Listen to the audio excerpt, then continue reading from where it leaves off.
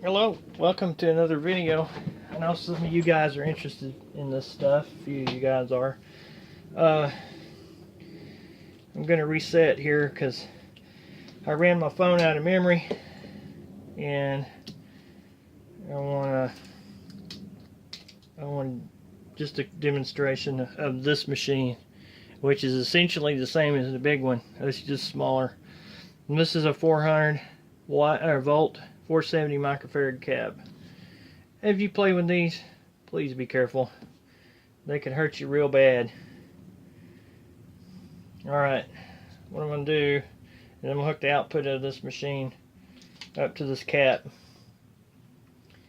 And I'm going to show you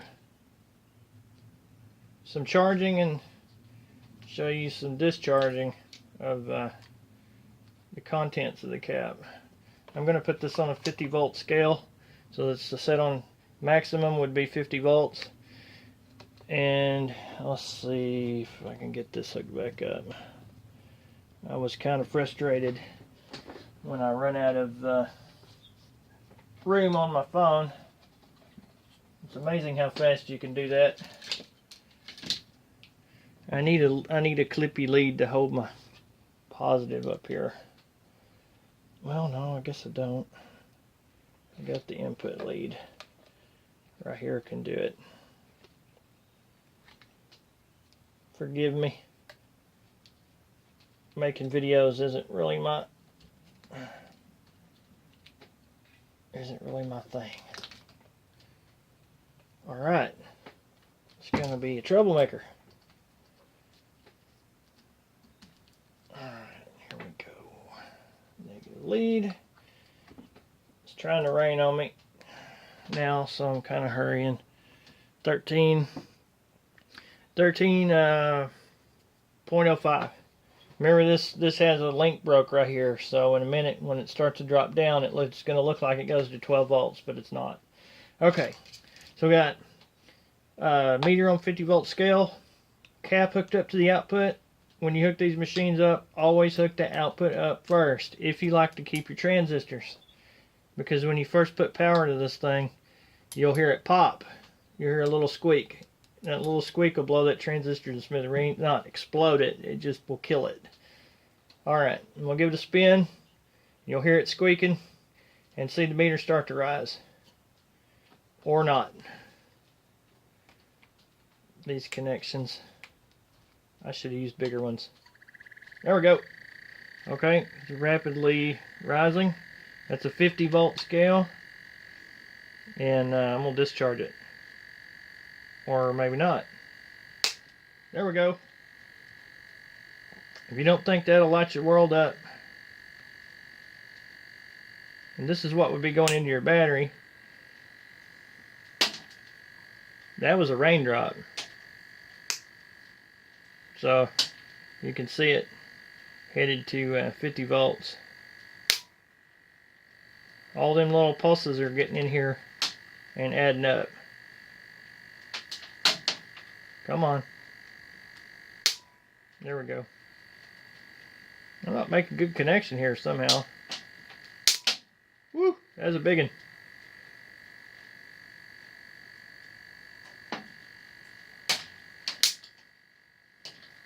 Yeah, these caps will hurt you, so be careful with them. If you do, oh, that was the meter acting up there. Yeah. Anyway, you can see that there's definitely power going in there. Okay. Always discharge your caps, or they might discharge in you. What I'm going to do here is swap this out real quick. Once it's not running, you're fine. But when you first hook it up, make sure you hook up the output first. Especially with those big machines, if you're running over 12 volts, you will fry them. Alright, I'm going to show you, this is a no-no, but at 12 volts we're pretty safe. I'm going to run this machine, and you'll see this neon light up, or not. Input power. Come on. There we go. See the neon lighting up.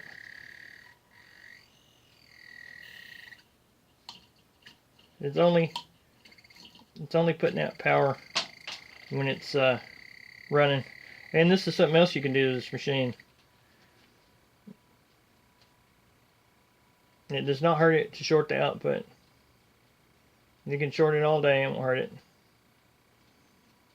There's nothing getting hot. You should never have any real heat on these transistors. They should be room temperature or just a degree or two above. So you can short the output. That's a no-no. You shouldn't do that. It will hurt your transistor, especially over 12 volts. You get over 12 volts and you're asking for it. You can't do it on the big machine. It'll kill it. Anyway, we're going to go to charge this cell, or this 9-volt battery. This particular battery is not really one of those that's going to take a charge very well. It's the competition. Can't say it. What it's made of. The chemistry of the battery is not really good for. It will do it. Sometimes it will. That's a 10-volt scale. The battery's just over 8 volts. It was a little below because I've been charging on it and I was trying to make this video. So anyway, I'm going to start the machine and you'll immediately see this needle jump as it starts to take a charge. And then I'm going to turn this pot, which gives you an adjustment. You can notice the needle go down. When you, oh, it dropped out on me.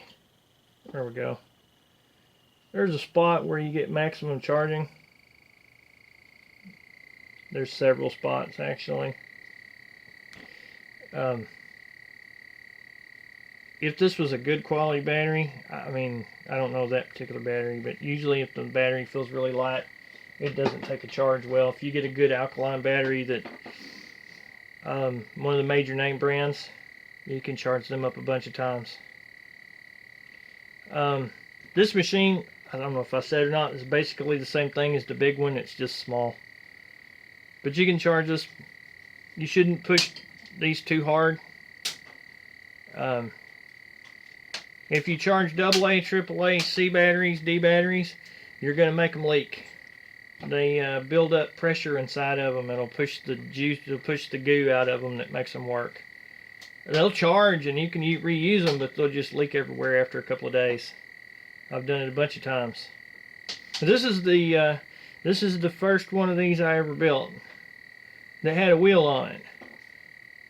You can also do it with an automotive relay, but you don't have a lot of control over it. It just runs wide open.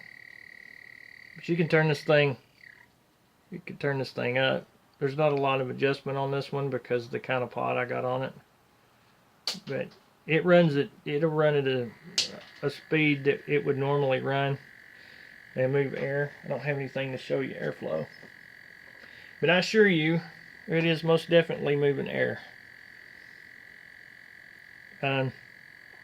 If I was charging a big battery, I'd say adjust it for maximum voltage, lowest current on the input. I'm not showing current on the input, but it's probably 50 to 100 milliamps. You could actually use another 9-volt battery and pretty close to charge of this one, depending on your particular build. Some of them work a lot better than others.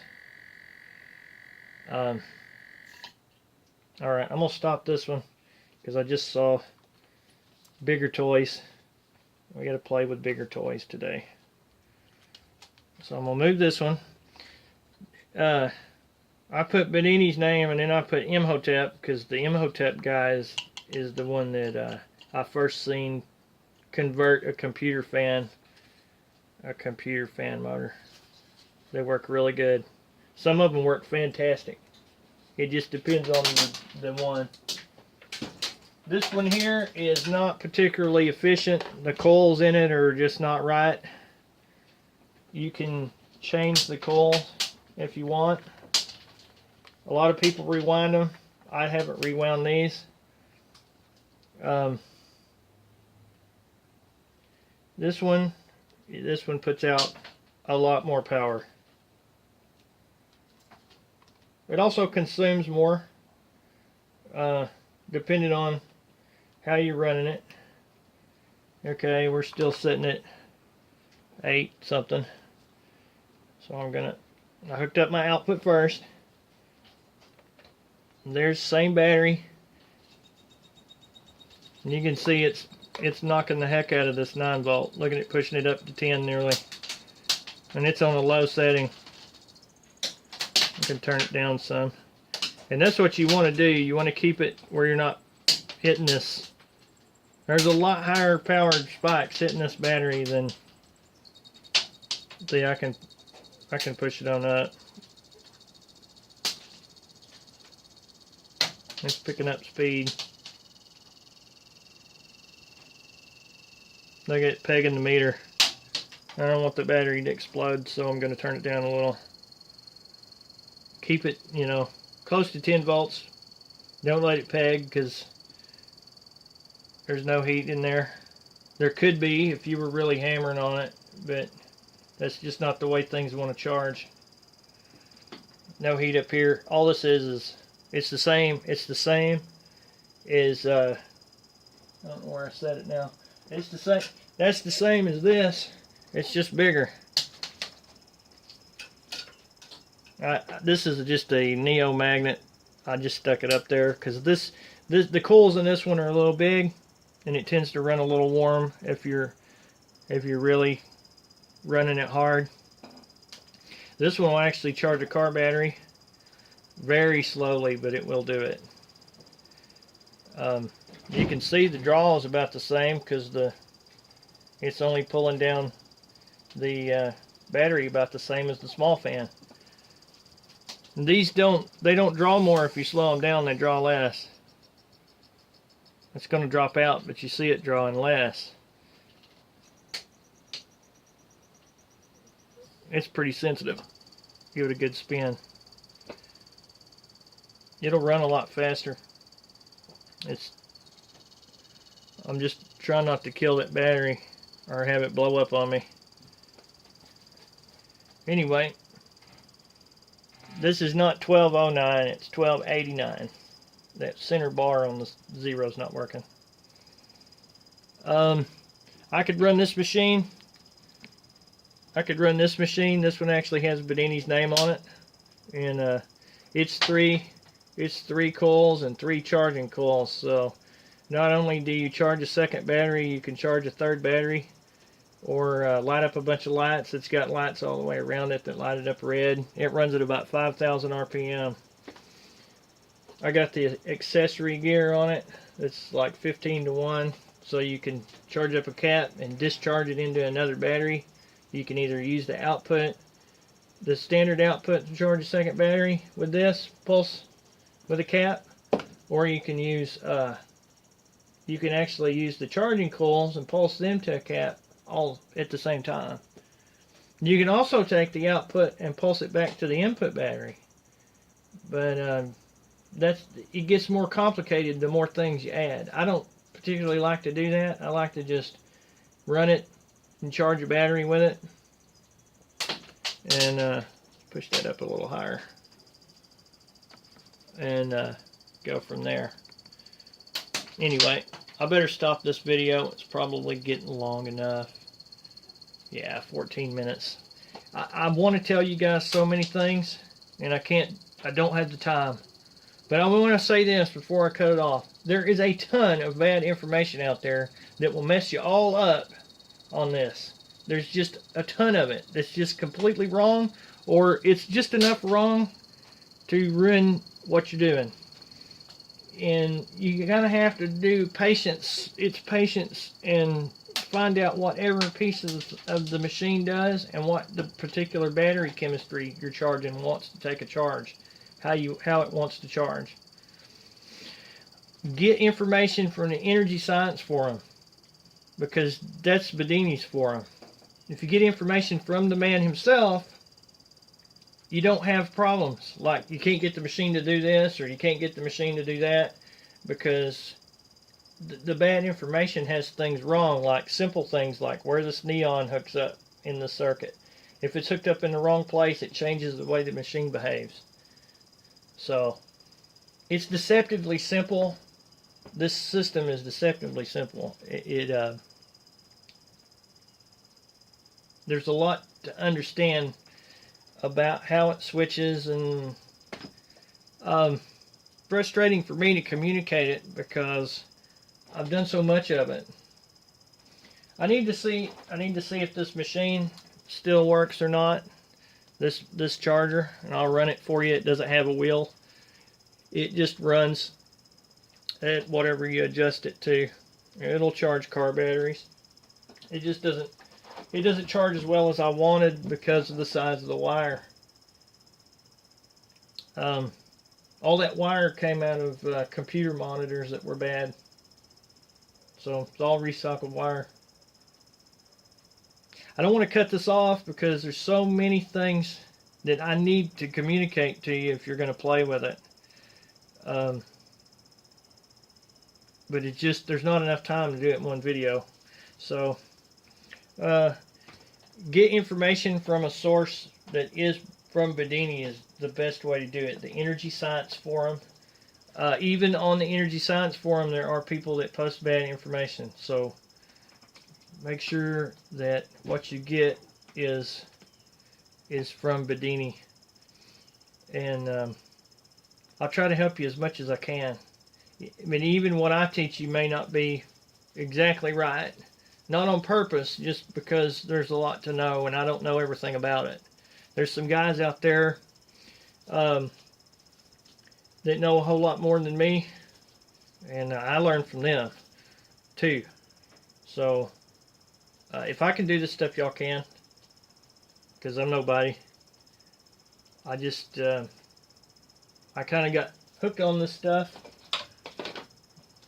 Oh, another machine I want to run because I know somebody who needs this kind of a thing. It's the same kind of setup. Very little difference.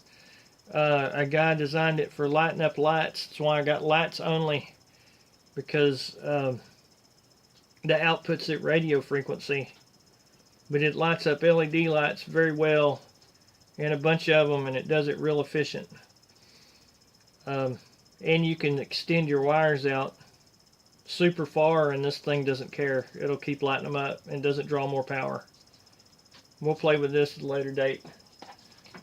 I'll show you how to make those. I didn't design that. Another man designed it, but it still comes from this kind of technology. You can see our battery is sitting right on 10 volts. I've got it adjusted at a nice spot where it's working on this battery. Battery feels room temperature. Transistor feels room temperature, so everything's good. Our voltage is holding pretty steady on our battery. That's always good to see. It means our battery's in pretty good shape. Input wise,